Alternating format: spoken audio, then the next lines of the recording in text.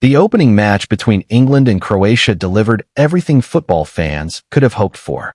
Harry Kane found the back of the net twice. Jude Bellingham added another goal with his trademark composure, and Marcus Rashford sealed the victory late in the game, giving England a thrilling 4-2 win in what many are already calling one of the greatest World Cup openers in recent memory.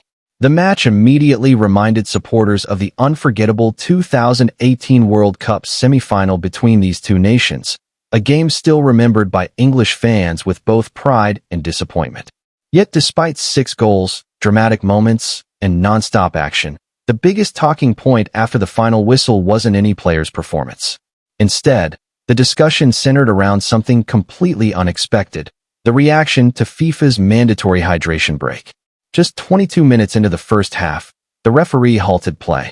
Players walked toward the sidelines. Coaching staff rushed onto the field to deliver tactical instructions, and thousands of spectators inside AT&T Stadium in Dallas responded with loud boos that echoed throughout the stadium and were clearly heard by television audiences around the world. These weren't casual fans. Many had traveled thousands of miles, spent significant amounts of money, and planned their entire summer around attending this World Cup match. Their frustration became impossible to ignore as they voiced their disagreement with the interruption. The reason for the anger appeared obvious. AT&T Stadium features a retractable roof, and on this occasion it remained completely closed. The stadium's powerful air conditioning system maintained comfortable temperatures throughout the match, eliminating the extreme heat conditions that FIFA had originally cited when introducing mandatory hydration breaks. Fans quickly questioned the logic behind stopping the game under such circumstances. One social media post that quickly went viral summed up the general feeling perfectly. "The roof is closed, the air conditioning is running, so why are we stopping for a hydration break? This is exactly what's wrong with this World Cup." That comment resonated with thousands because, for many supporters, the issue wasn't really about water or player hydration. Instead, it reflected growing concerns that football itself is gradually being reshaped to serve commercial interests rather than sporting tradition. To understand why this debate has become so heated, it's important to remember the enormous promises made before the tournament began. FIFA repeatedly described this edition as the biggest and greatest World Cup ever organized. With 48 participating nations, 104 matches, billions of expected viewers, and record-breaking projected revenues, officials promised an event unlike anything football had ever experienced. President Gianni Infantino frequently described the competition as the most accessible, spectacular, and historic World Cup in history. Expectations reached unprecedented levels long before the opening whistle. However, after just 1 week, many of the biggest headlines have focused not on football itself, but on controversial organizational decisions. The hydration break policy was initially introduced for understandable reasons.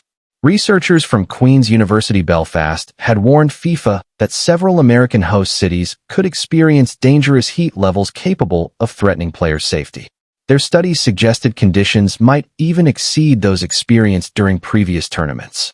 Protecting athletes from heat exhaustion is undeniably important, and few would argue against measures designed to prevent serious medical emergencies. Yet critics believe the policy should be applied with greater flexibility rather than enforced uniformly regardless of actual conditions. Former England striker Ian Wright openly questioned the true purpose behind these stoppages during television coverage. He suggested that, from an American broadcasting perspective, the additional breaks conveniently create extra advertising opportunities within football matches. Whether that interpretation is entirely accurate remains open to debate, but the visual reality is difficult to ignore. In the United States, broadcasters use these scheduled interruptions for commercial breaks, effectively dividing football matches into 4 segments rather than the traditional 2 halves. For many lifelong supporters, this represents a significant alteration to the rhythm and identity of the sport. This concern becomes even more relevant when considering another major innovation arriving during this tournament.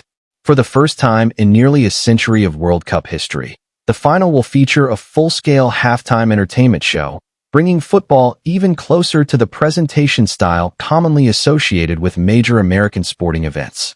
Supporters worry that football's unique traditions may gradually be changing in pursuit of greater commercial value. Not every broadcaster has embraced these opportunities equally. In the United Kingdom, the BBC continued showing live images from inside the stadium throughout the hydration breaks without cutting to advertisements. ITV reportedly considered selling commercial slots during these interruptions, but ultimately chose not to proceed. This demonstrates that while individual broadcasters retain some discretion, the structural changes creating these opportunities originate with FIFA itself. Some viewers watching from home have even welcomed the breaks, appreciating the chance to grab a drink or take a short pause without missing key moments of action. Nevertheless, many believe the policy should depend on actual weather conditions rather than being imposed inside climate-controlled venues where heat poses little risk. The controversy surrounding hydration breaks is only one part of a broader pattern that has emerged throughout the tournament. Just days before kickoff, FIFA instructed Egypt to remove 7 stars from its national team jersey. Those stars symbolize the country's 7 Africa Cup of Nations titles, making Egypt the continent's most successful football nation. According to FIFA regulations, stars displayed above a national crest should represent World Cup victories rather than continental championships. Since Egypt has never won the World Cup, officials required the stars to be removed, forcing manufacturer Puma to redesign kits shortly before the tournament. Around the same period, Haiti faced a different but equally controversial situation. The team's original jersey featured artwork commemorating the Battle of Verdières, the decisive battle that secured Haitian independence in 1803 and established the world's first nation born from a successful slave revolution. The manufacturer described the design as a celebration of national history and cultural identity rather than a political message. FIFA disagreed, determining that the imagery violated regulations concerning political symbolism and preventing the jersey from appearing during the tournament.